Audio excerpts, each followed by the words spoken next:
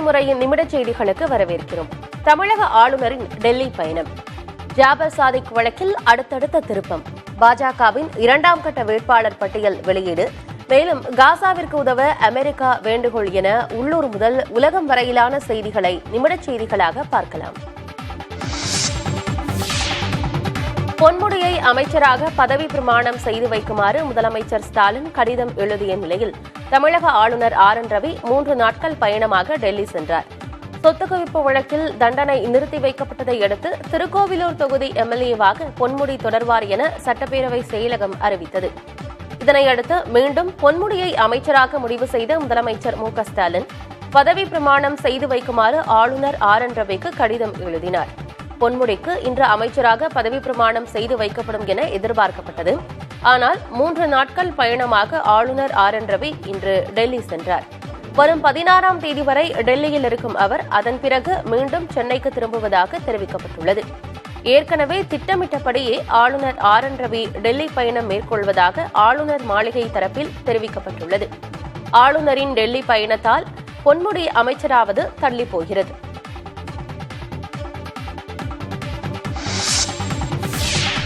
மத்திய பாஜக அரசு கொண்டுவரும் திட்டங்களை திமுக தடுப்பதாக பிரதமர் மோடி கூறுவது பொய் என முதலமைச்சர் MK ஸ்டாலின் விமர்சித்துள்ளார். அதிமுக பாஜக இடையே கள்ள கூட்டணி இருப்பதாகவும் அவர் தெரிவித்திருக்கிறார். கோவை மாவட்டம் பொள்ளாச்சி அருகே ஆச்சிப்பட்டியில் தமிழக அரசு சார்பில் நடைபெற்ற விழாவில் முதலமைச்சர் MK ஸ்டாலின் பங்கேற்றார். அப்போது கோவை, நீலகிரி, ஈரோடு, திருப்பூர் ஆகிய மாவட்டங்களைச் சேர்ந்த 25,000 நபர்களுக்கு முதலமைச்சர் நலத்திட்ட உதவிகளை வழங்கினார். மேலும் இந்த 4 மாவட்டங்களிலும் 1274 கோடி ரூபாய் மதிப்பிலான புதிய திட்டங்களுக்கு அடிக்கல் நாட்டிய முதலமைச்சர் முடிவுற்ற திட்டப் பணிகளை மக்களின் பயன்பாட்டிற்கு அர்ப்பணித்தார். அப்போது பேசிய முதலமைச்சர் ஸ்டாலின் 10 ஆண்டுகளில் மத்திய பாஜக அரசு தமிழகத்திற்கு எதுவும் செய்யவில்லை என குற்றம் சாட்டினார். கஞ்சா, குட்கா, மாமூல் பட்டியல்ல அமைச்சரும் DGP-யுமே இருந்தாங்களே, அது யாருடைய ஆட்சியில்? அந்த வழக்கில் குற்றப்பத்திரிகை கூட தாக்கல் செய்ய விடாம தடுத்த கூட்டணி தான் இன்றைக்கு உத்தமர் வேஷம் போடுறாங்க. இந்த கூட்டணி மறுபடியும் மக்களை ஏமாத்த பெருஞ்ச மாதிரி நடிச்சுக்கிட்டு இருக்காங்க. டிராமா நடந்துகிட்டு இருக்கு. தமிழ்நாட்டு நலனுக்கும் தமிழர்களுடைய நலனுக்கும் எதிரான அதிமுக பாஜக கள்ள கூட்டணி ஒரு பக்கம்னா, தமிழ்நாட்டு மக்களும் தமிழ்நாட்டை வளமாக்க தமிழர்களுடைய உரிமைகளை பாதுகாக்க இன்னொரு பக்கம் ஜனநாயக சக்திகளும் திமுகவும் ஒற்றுமையாக நிற்கிறோம். எதிர்க்கட்சியாக இருந்தபோது பிரதமர் மோடிக்கு எதிர்ப்பு தெரிவிப்பதும், ஆளும் கட்சியாக இருக்கும்போது பிரதமரை வரவேற்பதும் திமுகவினர்தான் என அதிமுக பொதுச் செயலாளர் எடப்பாடி பழனிசாமி தெரிவித்திருக்கிறார். சென்னை எழும்பூரில் ரமலான் மாத இஃப்தார் நோன்பு திறப்பு நிகழ்ச்சியில் பங்கேற்ற அவர் முதலமைச்சர் MK ஸ்டாலினின் விமர்சனத்திற்கு பதில் அளித்திருக்கிறார். ஸ்டாலின் பேசுகின்ற பொழுது குறிப்பிடுகிறார், அதிமுக பாரதிய ஜனதாவோடு கள்ள தொடர்பு வைத்துக் கொள்வதாக ஒரு செய்தி சொல்லியிருக்கின்றார். எப்பொழுதும் அனைத்து இந்திய அண்ணா திராவிட முன்னேற்ற கழகம் நேர்பாதையில் தான் சென்று கொண்டிருக்கின்றது. உங்களைப் போல் எதிர்க்கட்சியாக இருக்கின்ற பொழுது பாரத பிரதமர் தமிழ்நாட்டுக்கு வருகின்ற பொழுது கருப்பு கொடி காட்டுவது, கருப்பு பலூன் விடுவது, கோ பேக் மோடி என்று சொல்லுவது, ஆட்சிக்கு வந்த பிறகு பாரத பிரதமரை அழைத்து அவர்களுக்கு சிறப்பு ஏற்பாடுகள் செய்து வெல்கம் மோடி என்று சொல்லுவது திமுக தான். நாங்கள் எப்பொழுதுமே ஒரே மாதிரியாக இருப்போம் என்பதை இந்த நேரத்தில் தெரிவிக்க விரும்புகின்றேன். பிரதமர் மோடிக்கு கொலை மிரட்டல் விடுக்கும் வகையில் பேசியதாக தமிழக அமைச்சர் தாமோ அன்பரசன் மீது டெல்லி காவல்துறையினர் வழக்கு பதிவு செய்துள்ளனர். சென்னையை அடுத்த பம்மலில் கடந்த 8ஆம் தேதி நடைபெற்ற திமுக நிகழ்ச்சியில் கலந்து கொண்டு பேசிய அமைச்சர் தாமோ அன்பரசன் பிரதமர் மோடியை விமர்சித்து பேசினார். மேலும் பிரதமருக்கு கொலை மிரட்டல் விடுக்கும் துணியில் அவர் பேசியதாக குற்றம் சாட்டப்பட்டது. இதுகுறித்து உச்சநீதிமன்ற வழக்கறிஞர் சத்யரஞ்சன் ஸ்பைன் என்பவர் டெல்லி காவல்துறையில் புகார் கொடுத்தார். அதில் பிரதமரின் உயிருக்கு அச்சுறுத்தல் ஏற்படுத்தும் வகையில் பேசிய அமைச்சர் தாமோ அன்பரசன் மீது நடவடிக்கை எடுக்க வேண்டும் என கோரிக்கை விடுக்கப்பட்டிருந்தது. இதனையடுத்து அமைச்சர் தாமோ அன்பரசன் மீது கலகம் செய்ய தூண்டுதல், வெறுக்கத்தக்க பேச்சின் மூலம் வன்முறையை தூண்டுதல் உள்ளிட்ட 4 பிரிவுகளின் கீழ் வழக்கு பதிவு செய்யப்பட்டுள்ளது. போதைப்பொருள் கடத்தல் தொடர்பாக ஜாஃபர் சாதிக் கைது செய்யப்பட்டிருக்கும் நிலையில் தேசிய புலனாய்வு முகமை அதிகாரிகளும் விசாரணை நடத்த உள்ளதாக தெரியவந்திருக்கிறது. ஜாஃபர் சாதிக்கை கைது செய்த போதைப்பொருள் தடுப்பு பிரிவு அதிகாரிகள் முழுமையான விவரங்கள் குறித்து தீவிரமாக விசாரணை மேற்கொண்டு வருகின்றனர். முக்கியமாக ஆஸ்திரேலியா, நியூசிலாந்து, மலேசியா போன்ற நாடுகளுக்கு போதைப்பொருள் கடத்தப்பட்டது தொடர்பான விவரங்கள் தெரியவந்திருக்கின்றன. இந்த விவகாரத்தில் அதிக அளவில் பணப்பதுக்கல் நடைபெற்றிருக்க வாய்ப்பு இருப்பதால் அமலாக்கத்துறையும் விசாரணையை தொடங்கியுள்ளது. யார் யார் வங்கிக் கணக்குகளில் பண பரிமாற்றம் நடைபெற்றுள்ளது என்பது தொடர்பாக விசாரணை செய்ய அமலாக்கத்துறை திட்டமிட்டு அது தொடர்பான விளக்கங்களை போதைப்பொருள் தடுப்பு பிரிவு அதிகாரிகளிடம் கேட்டிருக்கிறது. இதற்கிடையில் போதைப்பொருள் கடத்தல் மூலம் பெறப்பட்ட பணம் பயங்கரவாத செயல்களுக்காக பயன்படுத்தப்பட்டதா என்பது குறித்து தேசிய புலனாய்வு முகமையும் விசாரணையை கையில் எடுத்திருக்கிறது. போதைப்பொருள் தடுப்பு பிரிவு அதிகாரியிடம் தேசிய புலனாய்வு முகமை விவரங்களை கேட்டிருப்பதாகவும் தெரியவந்திருக்கிறது. ஜாஃபர் சாதிக்கிற்கு உடந்தையாக இருந்த அவருடைய சகோதரர்கள் சலீம், மைதீன் ஆகியோரையும் போதைப்பொருள் தடுப்பு பிரிவு அதிகாரிகள் தேடி வருகின்றனர்.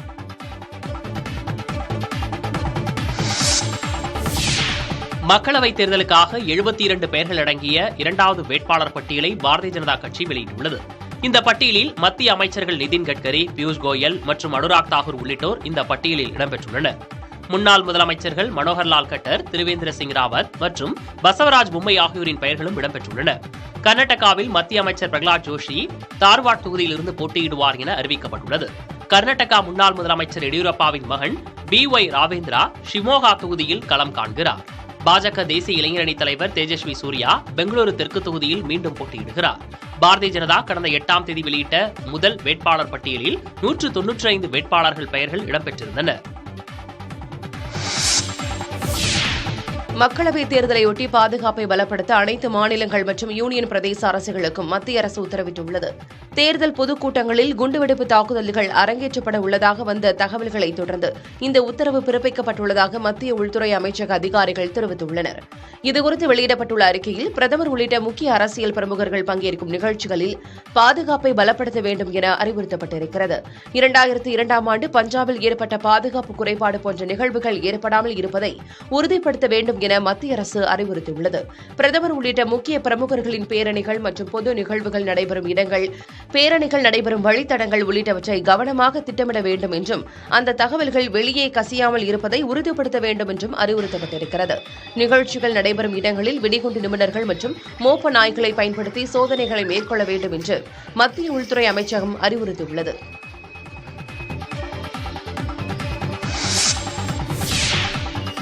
வளர்ச்சியடைந்த பாரதத்திற்கான தொடக்க நிகழ்ச்சியில் காணொலி வாயிலாக பிரதமர் மோடி பங்கேற்றார். சுமார் 1,25,000 கோடி ரூபாய் மதிப்பிலான 3 செமிகண்டக்டர் தொழிற்சாலைகளுக்கு அடிக்கல் நாட்டிய அவர் இளைஞர்களிடையே காணொலியில் உரையாற்றினார். பிரகாசமான எதிர்காலத்தை நோக்கி ஒரு வலுவான அடியை இந்தியா எடுத்து வைப்பதாகவும் நாம் வரலாற்றை உருவாக்குவதாகவும் தெரிவித்தார். தொழில்துறை 4.0வில் இந்தியா தன்னம்பிக்கையுடன் முன்னோடியாக இருப்பதாகவும் கூறினார். ஒருபுறம் நாட்டில் வறுமையை வேகமாக குறைத்து வருவதாகவும், மறுபுறம் இந்தியாவில் நவீன உள்கட்டமைப்புகளை உருவாக்கி நாட்டை தன்னிறைவு பெறச் செய்வதாகவும் பிரதமர் மோடி தெரிவித்துள்ளார். இதுவரை 2024இல் மட்டும் 12 லட்சம் கோடிக்கு மேல் திட்டப்பணிகள் துவக்கப்பட்டு அடிக்கல் நாட்டப்பட்டுள்ளதாகவும் அவர் குறிப்பிட்டார். காங்கிரஸ் கட்சிக்கு எதிராக வருமான வரித்துறை அனுப்பிய நோட்டீஸிற்கு தடை விதிக்க டெல்லி உயர்நீதிமன்றம் மறுப்பு தெரிவித்துள்ளது.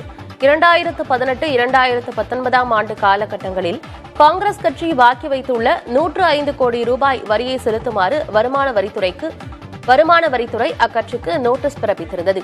மேலும் அக்கட்சி குறிப்பிட்ட நிதியாண்டுகளில் வருமான வரி விலக்கு கோருவது சட்டத்தை மீறுவதாக உள்ளது என வருமான வரித்துறை அதிகாரிகள் கூறியிருந்தனர். இந்நிலையில் வருமான வரித்துறையினர் அனுப்பிய நோட்டீஸுக்கு எதிராக காங்கிரஸ் கட்சி டெல்லி உயர்நீதிமன்றத்தில் வழக்கு தொடர்ந்தது. இவ்வழக்கு டெல்லி உயர்நீதிமன்றத்தின் நீதிபதி அமர்வில் விசாரணைக்கு வந்தபோது வருமான வரித்துறை அதிகாரிகள் அனுப்பிய நோட்டீஸில் எந்த குறையும் இல்லை என்பதால் நோட்டீஸுக்கு தடை விதிக்க கோரிய வழக்கில் தலையிட விரும்பவில்லை என கூறி வழக்கை தள்ளுபடி செய்து உத்தரவிட்டார்.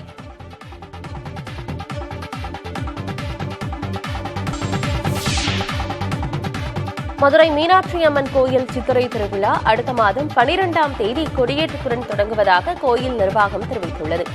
12 நாட்கள் நடைபெறும் மதுரை சித்திரை திருவிழா ஏப்ரல் 12ஆம் தேதி கொடியேற்றத்துடன் தொடங்குகிறது.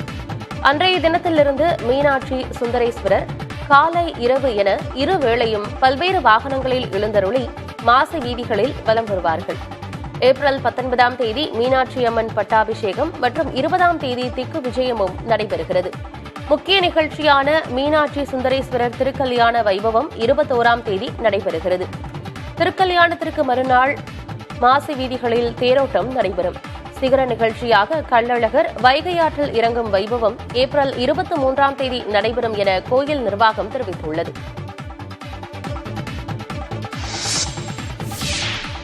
பெண்களுக்கு 1000 ரூபாய் கொடுப்பதற்கு பதில் டாஸ்மாக் எண்ணிக்கையை குறைக்க வேண்டும் என கூறியதை திமுகவினர் திசை திருப்புவதாக பாஜக தேசிய செயற்குழு உறுப்பினர் குஷ்பு சாடியுள்ளார். திமுகவின் மிரட்டலுக்கு அஞ்ச மாட்டேன், அந்த தைரியத்தை சொல்லிக் கொடுத்தது கருணாநிதி என்றும் அவர் கூறினார். எனக்கு இந்த பூச்சாண்டி வேலையால குஷ்புக்கு காட்டாதீங்க. நான் தவறு பண்ணா சின்ன குழந்தை இருந்தாலும் கீழே விழுந்து மன்னிப்பு கேட்பேன். நான் தவிர நான் பயந்துட்டு ஓடிட மாட்டேன். அண்ட் மறுபடியும் சொல்றேன், அரசியல் நாகரிகம், மேடை நாகரிகம், தைரியமா பேசக்கூடிய விஷயங்கள் முன்னு வச்சு தைரியமா பேசணும். இது எல்லாமே எனக்கு சொல்லி கொடுத்தது என்னுடைய ஆசான் டாக்டர் கலைஞர். அது நீங்க எல்லாரும் மறந்துட்டீங்க. ஆனா நான் மறக்கல, மறக்கவும் மாட்டேன். தேர்தல் ஆணையர்கள் நியமன சட்டத்திற்கு எதிரான மனுக்களை நாளை உச்சநீதிமன்றம் விசாரிக்க உள்ளது. இந்திய தலைமை தேர்தல் ஆணையர் மற்றும் தேர்தல் ஆணையர்களை பிரதமர், எதிர்க்கட்சித் தலைவர், உச்சநீதிமன்ற தலைமை நீதிபதி ஆகியோர் கொண்ட குழு நியமிக்க வேண்டும் என உச்சநீதிமன்றம் தீர்ப்பு வழங்கியிருந்தது. இந்த தீர்ப்பை மாற்றியமைக்கும் வகையில் பிரதமர், மக்களவை எதிர்க்கட்சித் தலைவர் மற்றும் உச்சநீதிமன்ற தலைமை நீதிபதிக்கு பதிலாக மத்திய அமைச்சர் ஒருவர் ஆகியோர் அடங்கிய குழு தேர்தல் ஆணையர் நியமனங்களை மேற்கொள்ளும் என மசோதாவை மத்திய அரசு கொண்டு வந்தது. எதிர்க்கட்சிகளின் கடும் எதிர்ப்புக்கு மத்தியில் நாடாளுமன்றத்தில் நிறைவேற்றப்பட்ட அந்த மசோதா குடியரசுத் தலைவர் ஒப்புதலுடன் சட்டமானது. இந்த சட்டத்திற்கு எதிராக உச்சநீதிமன்றத்தில் பல்வேறு மனுக்கள் தாக்கல் செய்யப்பட்டன. இந்நிலையில் இந்த மனுக்கள் நாளை உச்சநீதிமன்றத்தில் விசாரணைக்கு வர உள்ளது. குடியுரிமை திருத்த சட்டம் காரணமாக பாகிஸ்தான், பங்களாதேஷ் மற்றும் ஆப்கானிஸ்தானிலிருந்து 3 கோடி பேர் இந்தியாவிற்கு வரக்கூடும் என டெல்லி முதலமைச்சர் அரவிந்த் கெஜ்ரிவால் தெரிவித்துள்ளார். இதுகுறித்து அவர் வெளியிட்டுள்ள அறிக்கையில், அந்த 3 நாடுகளிலிருந்து சிறுபான்மையினர் அதிக எண்ணிக்கையில் இந்தியாவிற்கு கொண்டுவரப்பட்டு அவர்களுக்கு வேலை வழங்கப்படும், வீடுகள் கட்டித்தரப்படும் என கூறியுள்ளார். இந்தியாவில் பலர் வீடற்றவர்களாக உள்ளனர். ஆனால் பாகிஸ்தானிலிருந்து குடியேறுபவர்கள் நமக்கு உரிமையான வீட்டில் குடியமர்த்தப்படுவார்கள் என தெரிவித்தார். இந்திய அரசின் பணம் இந்தியர்களின் வளர்ச்சிக்காக பயன்படுத்தப்பட வேண்டும் என அவர் வலியுறுத்தினார். 3 கோடி சிறுபான்மையினர் இந்தியா வந்தால் அவர்களுக்கு வேலைவாய்ப்பு யார் தருவது என கேள்வி எழுப்பிய அரவிந்த் கெஜ்ரிவால், மத்திய அரசின் நடவடிக்கை வாக்கு வங்கி அரசியலின் ஒரு பகுதி என விமர்சித்தார். CAA நாட்டுக்கு ஆபத்தானது என கூறிய அரவிந்த் கெஜ்ரிவால், வங்கதேசத்திலிருந்து சட்டவிரோதமாக குடியேறுபவர்களால் அஸ்ஸாமின் கலாச்சாரம் ஆபத்தில் இருப்பதாக குற்றம் சாட்டினார். குடியுரிமை திருத்தச் சட்டம் எந்த இந்தியர்களின் குடியுரிமையையும் பறிக்கவில்லை என பாஜகவைச் சேர்ந்த முன்னாள் மத்திய அமைச்சர் ரவிசங்கர் பிரசாத் கூறியுள்ளார். குடியுரிமை திருத்தச் சட்டம் தொடர்பாக டெல்லி முதலமைச்சர் அரவிந்த் கெஜ்ரிவால் தெரிவித்த கருத்துக்களுக்கு அவர் மறுப்பு தெரிவித்துள்ளார். மத நம்பிக்கை அடிப்படையில் துன்புறுத்தப்படுபவர்களுக்கு குடியுரிமை வழங்கப்படுவதாக தெரிவித்திருக்கிறார். குடியுரிமை திருத்தச் சட்டம் தொடர்பாக தமிழ்நாடு மற்றும் கேரளாவை சேர்ந்த கட்சிகள் வெறுப்புணர்வை பரப்புவதாக அவர் குற்றம் சாட்டினார்.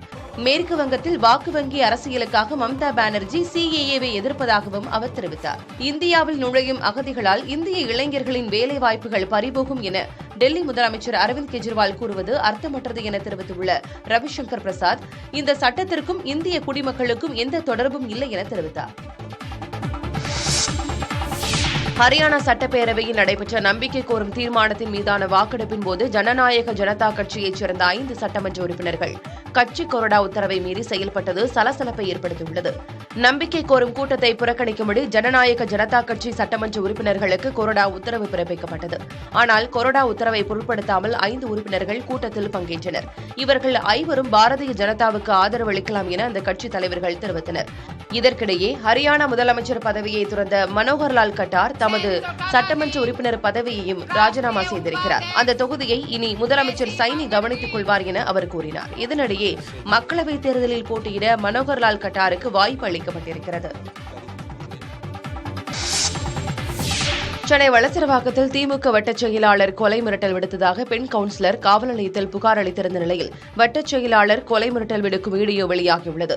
சென்னை மாநகராட்சி வளசரவாக்கம் மண்டலத்தில் உள்ள 152வது வார்டில் புதிதாக கட்டப்பட்ட பள்ளி கட்டடம் மற்றும் உடற்பயிற்சி கூடம் நேற்று திறக்கப்பட்டது. இதற்கான ஏற்பாடுகள் செய்யப்பட்டபோது இரவில் அங்கு சென்ற திமுக 152வது வட்டச் செயலாளர் அப்பு என்கிற சத்தியமூர்த்தி தம்மை கேட்காமல் திறப்பு விழாவிற்கு ஏற்பாடு செய்திருக்கக்கூடாது என தகராறு செய்ததாக தெரிகிறது. அங்கு வந்த 152வது வார்டு கவுன்சிலர் பாரதியுடனும் சத்தியமூர்த்தி தகராறு செய்ததாக தெரிகிறது. இது அரசு பணி, கட்சி பணி அல்ல என சொல்லப்பட்டதையும் சத்தியமூர்த்தி ஏற்கவில்லை என தெரிகிறது. அப்போது அவர் கவுன்சிலருக்கு கொலை மிரட்டல் விடுத்ததாக கவுன்சிலர் பாரதி காவல் நிலையத்தில் புகார் அளித்திருக்கிறார். தனது உயிருக்கு பாதுகாப்பு வேண்டும், கொலை மிரட்டல் விடுத்த வட்டச் செயலாளர் சத்தியமூர்த்தி மீது நடவடிக்கை எடுக்க வேண்டும் என பாரதி காவல் நிலையத்தில் புகார் அளித்திருக்கிறார். திருச்சி மாவட்டம் திருவெரும்பூர் அருகே ஆக்கிரமித்துள்ள இடத்தை மீட்டுத் தரக் கோரி பொதுமக்கள் காவல் நிலையத்தில் மனு அளித்தனர்.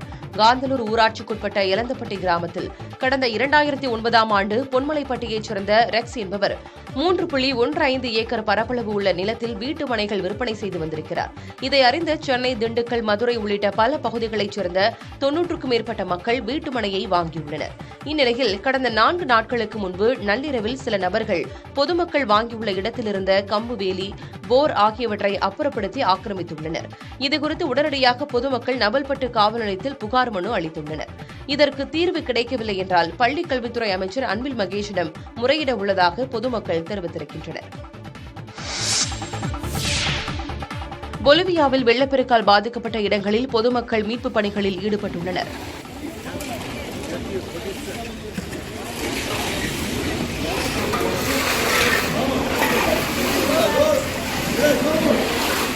தென் அமெரிக்க நாடான பொலிவியாவில் பொழிந்த கனமழையால் ஹைலனி ஆற்றில் கரையை தாண்டி பாய்ந்த வெள்ளம் லாபாஸ் நகரில் சாலைகளில் பெருக்கெடுத்து ஓடியது.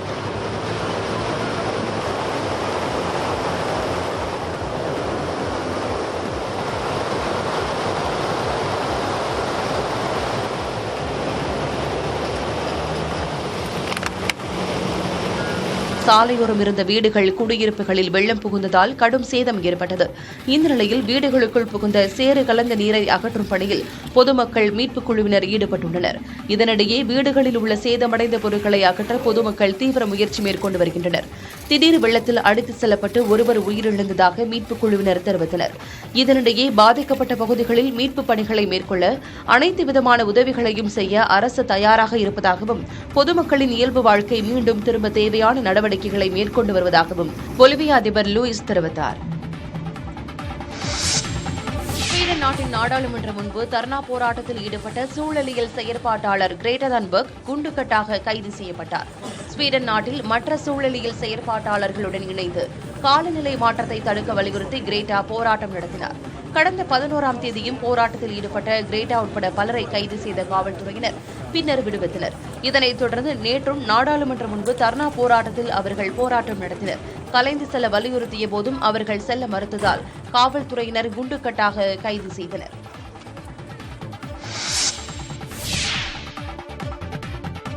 மகளிர் பிரீமியர் லீக் T20 கிரிக்கெட் தொடரின் இறுதிப் போட்டிக்கு டெல்லி கேபிட்டல்ஸ் அணி நேரடியாக தகுதி பெற்றுள்ளது. டெல்லி மைதானத்தில் நடைபெற்ற கடைசி லீக் ஆட்டத்தில் டெல்லி கேபிட்டல்ஸ் அணியும் குஜராத் டைட்டன்ஸ் அணியும் பலப்பரீட்சை நடத்தின.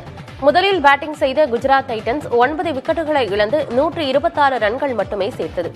127 என்ற இலக்குடன் களமிறங்கிய டெல்லி கேபிட்டல்ஸ் அணி தொடக்க முதலை அதிரடியாக விளையாடியது.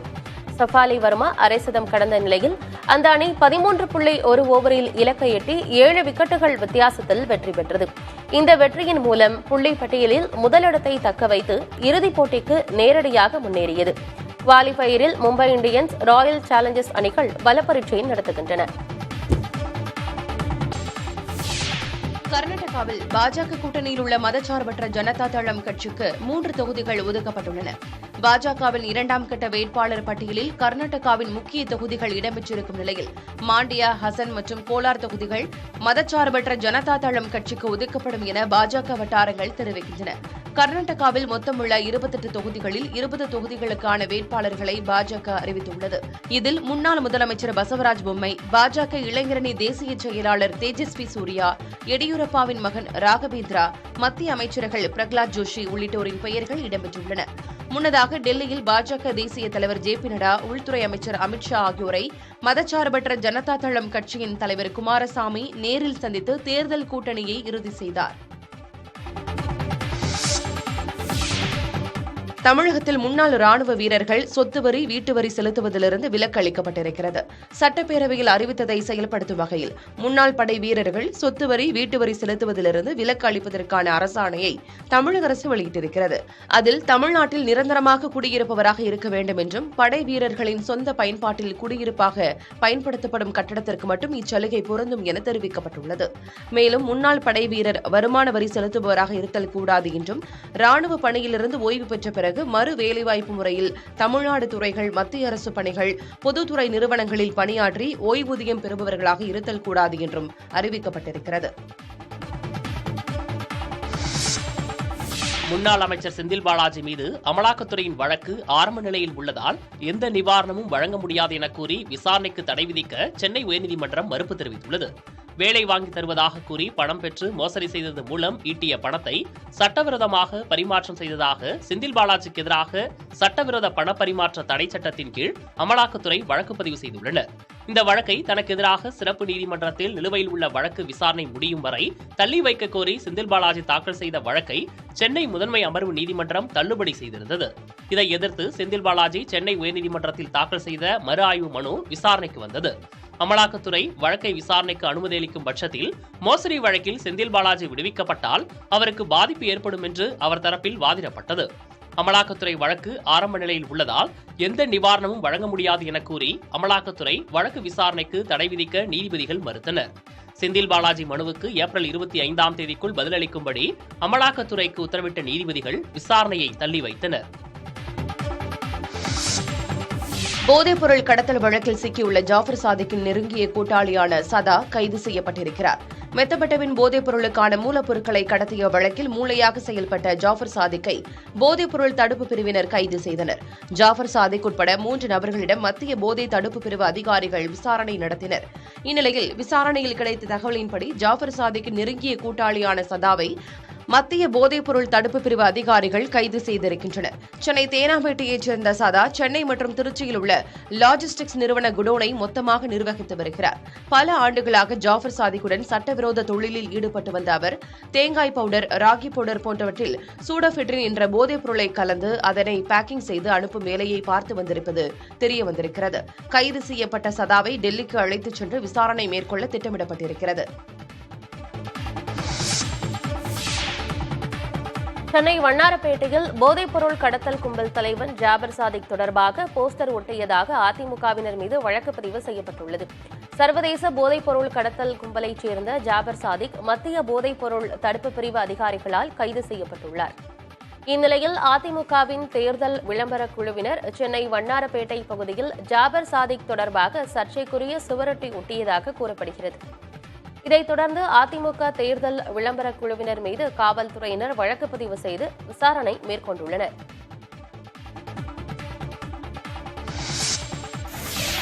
புதுச்சேரியில் புதிய அமைச்சராக திருமுருகன் இன்று பதவியேற்க உள்ளார். புதுச்சேரி அமைச்சரவையில் போக்குவரத்து துறை அமைச்சராக இருந்த காரைக்காலைச் சேர்ந்த சந்திர பிரியங்கா சில மாதங்களுக்கு முன்பு நீக்கப்பட்டார்.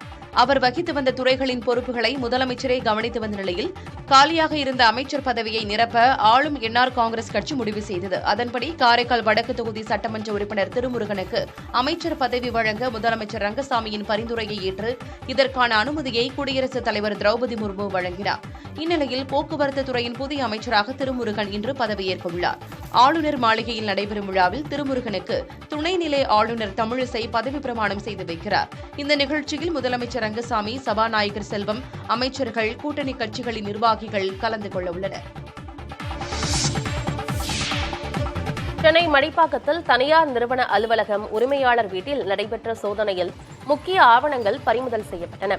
மடிப்பாக்கத்தில் உள்ள தனியார் நிறுவனம் மருந்துகள் மற்றும் அறுவை சிகிச்சை உபகரணங்களை தயாரித்து தென்னிந்தியாவில் உள்ள பிரபலமான தனியார் மற்றும் அரசு மருத்துவமனைகளுக்கு மொத்த விற்பனை செய்து வருகிறது. இந்நிறுவனம் மோசடி செய்துள்ளதாக எழுந்த புகாரில் நிறுவன அலுவலகம் மற்றும் அதன் உரிமையாளர் வீட்டில் மத்திய அரசின் போட்டி ஆணைய அதிகாரிகள் திடீர் சோதனை மேற்கொண்டனர்.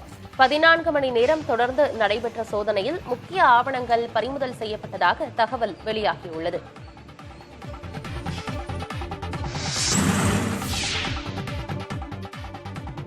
இந்தியாவிலிருந்து பெரிய வெங்காயத்தை இறக்குமதி செய்யாவிட்டால் இலங்கையில் வெங்காய விலை கிலோ 1000 ரூபாயாக அதிகரிக்கும் என்று அச்சம் எழுந்துள்ளது.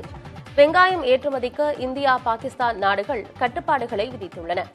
இதன் காரணமாக இலங்கையில் தற்போது பெரிய வெங்காயத்துக்கு தட்டுப்பாடு ஏற்பட்டுள்ளது. அங்கு 1 கிலோ பெரிய வெங்காயம் 800 ரூபாயாக அதிகரித்திருப்பதாக நுகர்வோர் கூறுகின்றனர். இந்த தடையை நீக்குவதற்கு இலங்கை அரசு தலையிட்டு இந்திய அரசிடம் பேச்சுவார்த்தை நடத்த வேண்டும் என்றும், இல்லாவிட்டால் இலங்கையில் பெரிய வெங்காயத்தின் விலை கிலோ 1000 ரூபாயாக அதிகரிக்கும் என்றும் மக்கள் அச்சம் தெரிவிக்கின்றனர்.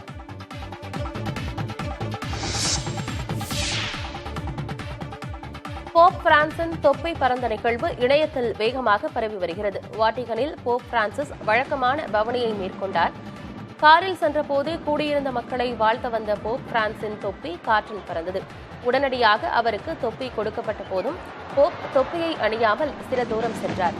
இது தொடர்பான காணொலி வெளியாகியுள்ளது.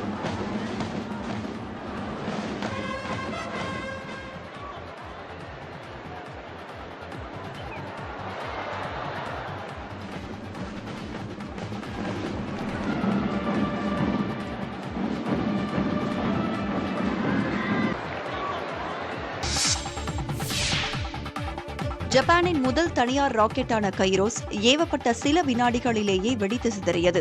டோக்கியோவை தளமாக கொண்ட ஸ்டார்ட் அப் நிறுவனமான ஸ்பேஸ் ஒன் செயற்கைக்கோள் மற்றும் ராக்கெட் வடிவமைப்பில் ஈடுபட்டு வருகிறது. இந்நிறுவனம் ஜப்பானின் முதல் தனியார் ராக்கெட்டான கைரோஸ் வகயாமா மாகாணத்தின் குஷிமோட்டா நகரில் உள்ள ஏவுதளத்தில் இருந்து ஏவியது. 59 அடி உயரம் கொண்ட திட எரிபொருளால் இயங்கும் இந்த ராக்கெட் விண்ணில் சீறி பாய்ந்த சில வினாடிகளில் வெடித்து சிதறியது. ராக்கெட் வெடித்து சிதறியவுடன் அந்த பகுதி முழுவதும் புகை மண்டலமாக காட்சியளித்தது. உடனடியாக அங்கிருந்த வீரர்கள் தண்ணீரை பீச்சி அடித்து தீயை அணைத்தனர். ராக்கெட் விபத்துக்கான காரணம் என்ன என்பது குறித்து ஜப்பான் விண்வெளி ஆய்வு நிறுவனமான ஜாக்சா தனது விசாரணையை தொடங்கியுள்ளது. ராக்கெட் வெடித்ததில் யாருக்கும் எந்த பாதிப்பும் ஏற்படவில்லை என்றும், ராக்கெட் பாகங்கள் முற்றிலும் எரிந்து சாம்பலாகி உள்ளதாகவும் தெரிவிக்கப்பட்டுள்ளது. தேசிய மாணவர் படையை விரிவுபடுத்தி கூடுதலாக 3 லட்சம் மாணவர் சேர்க்கை திட்டத்திற்கு பாதுகாப்புத்துறை அமைச்சர் ராஜ்நாத் சிங் ஒப்புதல் கொடுத்துள்ளார். இந்த விரிவாக்கம் நாடு முழுவதும் உள்ள கல்வி நிறுவனங்களிலிருந்து என்சிசிக்காக அதிகரித்து வரும் தேவையை பூர்த்தி செய்யும் என்று எதிர்பார்க்கப்படுகிறது. 1948ஆம் ஆண்டில் வெறும் 20,000 மாணவர்களை கொண்டிருந்த என்சிசி இப்போது 20 லட்சம் மாணவர்களை கொண்டிருக்கும் உலகின் மிகப்பெரிய சீருடை அணிந்த இளைஞர் அமைப்பாக வளர்ந்துள்ளது. தேசிய கல்விக் கொள்கை 2020 படி என்சிசி ஒரு தேர்ந்தெடுக்கப்பட்ட பாடமாக வழங்கப்படுவதால் இந்த விரிவாக்கம் தேசத்தின் எதிர்கால தலைவர்களாக இளைஞர்கள் முக்கிய பங்கு வகிப்பதை ஊக்குவிக்கும் நடவடிக்கையாக இருக்கும் என உள்துறை அமைச்சகம் தெரிவித்துள்ளது. முன்னாள் ராணுவ வீரர்களை தேசிய மாணவர் படை பயிற்றுநர்களாக நியமித்து அவர்களின் திறமை மற்றும் பரந்த அனுபவத்தை மேம்படுத்துவது விரிவாக்க திட்டத்தின் முக்கிய அம்சமாகும்.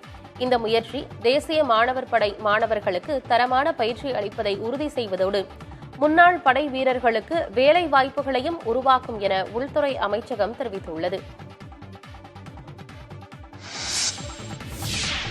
முன்னாள் பிரதமர் ராஜீவ்காந்தி கொலை வழக்கிலிருந்து விடுதலை செய்யப்பட்ட முருகன், ராபர்ட் பயஸ், ஜெயக்குமார் ஆகியோர் பாஸ்போர்ட் பெறுவதற்காக இலங்கை தூதரகத்தில் நேர்காணல் நடைபெற்றது.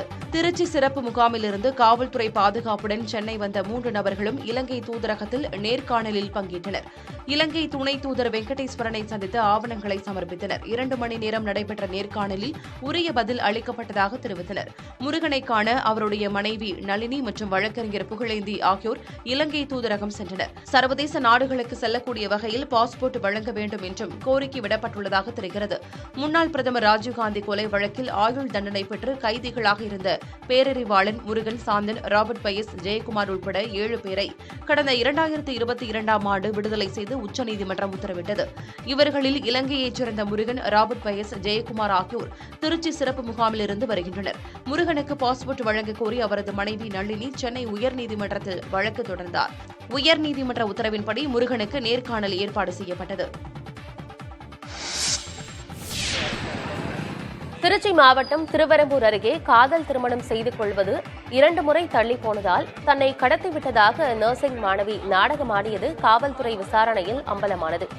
அரியமங்கலத்தைச் சேர்ந்த ரோஷினி புதுக்கோட்டை பகுதியில் உள்ள நர்சிங் கல்லூரியில் படித்து வருகிறார். இந்நிலையில் அவர் காட்டூர் பகுதியில் அழுது கொண்டு வந்துள்ளார். அப்போது அந்த பகுதி மக்கள் அந்த பெண்ணிடம் விசாரித்த போது தன்னை சிலர் கடத்தியதாகவும் அவர்களிடமிருந்து தப்பிவிட்டதாகவும் கூறியுள்ளார். இதுகுறித்து காவல் நிலையத்திற்கு தகவல் தெரிவிக்கப்பட்டது. தகவல் அறிந்து சென்ற காவல்துறையினர் அப்பெண்ணிடம் விசாரித்த போது 2 பேர் தன்னை கடத்தி பாலியல் சீண்டலில் ஈடுபட்டதாகவும் அவர்களிடமிருந்து தப்பி வந்ததாகவும் கூறியுள்ளார். பின்னர் தன்னை 4 பேர் காரில் கடத்திச் சென்றதாகவும் வயிற்றில் மிதித்ததாகவும் கூறியுள்ளார். முன்னுக்கு பின் முரணாக ரோஷினி பேசியதால் காவல்துறையினர் குழப்பமடைந்ததோடு மருத்துவமனையில் பரிசோதித்த மருத்துவர்களும் தாக்கப்பட்டதற்கான உரிய அறிகுறி இல்லை என்றும் தெரிவித்துள்ளனர். பின்னர் மகளிர் காவல் நிலைய காவல்துறையினர் ரோஷினியை அழைத்துச் சென்று விசாரித்த போதும் தனது உறவினர் ஒருவரை 4 ஆண்டுகளாக காதலித்து வருவதாகவும் இதற்கிடையில் 2 முறை இவர்களுக்கு திருமண ஏற்பாடு தள்ளி போனதாகவும் விரக்தியில் இப்படி செய்ததாகவும் ஒப்புக்கொண்டுள்ளார். இதையடுத்து காதலனை வரவழைத்து திருமணம் செய்து கொள்ள வேண்டும் என எழுதி வாங்கி அனுப்பி வைத்தனர்.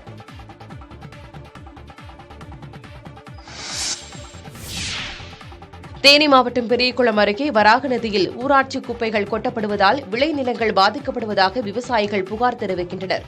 ஜெயமங்கலம் ஊராட்சியில் வராக நதி நீரை நம்பி 5000 ஏக்கர் நிலங்களில் விவசாயம் செய்யப்படுகிறது.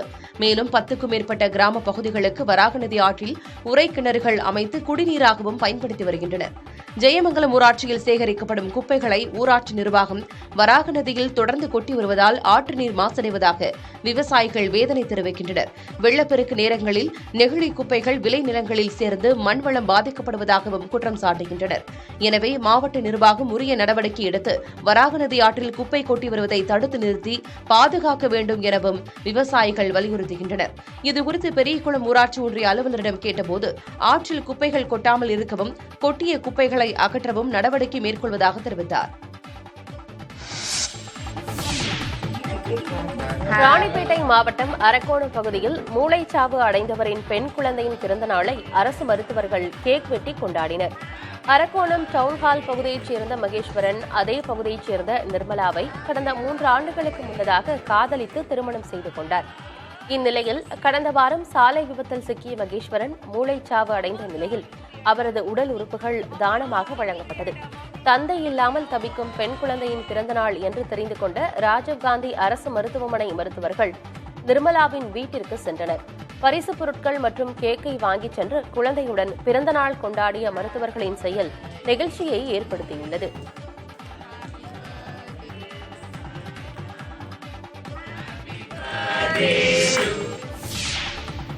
திருச்சி மாநகராட்சி கூட்டத்தில் ராஜினாமா கடிதம் அளித்த திமுக கவுன்சிலர் மாநகராட்சி வளாகத்தில் தற்கொலைக்கு முயன்றார். திருச்சி மாநகராட்சி கூட்டம் மேயர் அன்பழகன் தலைமையில் நடைபெற்றது. கூட்டத்தில் திமுகவைச் சேர்ந்த 60வது வார்டு கவுன்சிலர் காஜாமலை விஜய் தான் வைக்கும் கோரிக்கைக்கு எந்தவித நடவடிக்கையும் எடுக்காத மேயரை கண்டித்து தனது பதவியை ராஜினாமா செய்வதாக மேயர் மற்றும் ஆணையரிடம் கடிதம் கொடுத்தார். பின்னர் கூட்டத்தை விட்டு வெளியேறிய கவுன்சிலர் விஜய் மாநகராட்சி அலுவலக வாயிலில் தன் மீது பெட்ரோல் ஊற்றி தற்கொலை முயற்சியில் ஈடுபட்டார். இதை பார்த்து அங்கிருந்த சக கவுன்சிலர்கள் விஜயை தடுத்து நிறுத்தினர். முன்னதாக விஜய் தற்கொலைக்கு முயன்றதை வீடியோ பதிவு செய்த தனியார் தொலைக்காட்சி ஒளிப்பதிவாளரை விஜயின் வாகன ஓட்டுநர் தாக்கியதை தொடர்ந்து திமுக கவுன்சிலர்கள் பத்திரிகையாளர்களிடையே வாக்குவாதம் ஏற்பட்டது. அங்கிருந்த காவல்துறையினர் இரு தரப்பினரையும் சமாதானம் செய்தனர்.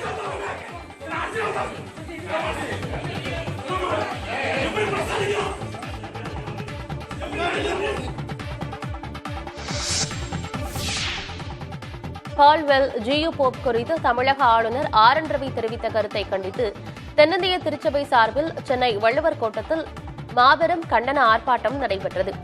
ஆளுநருக்கு எதிராக தமிழகம் முழுவதிலுமிருந்து திருச்சபைகளைச் சேர்ந்தவர்கள் கண்டன பதாகைகளை ஏந்தியபடி பேரணியாக வந்து ஆர்ப்பாட்டத்தில் பங்கேற்றனர்.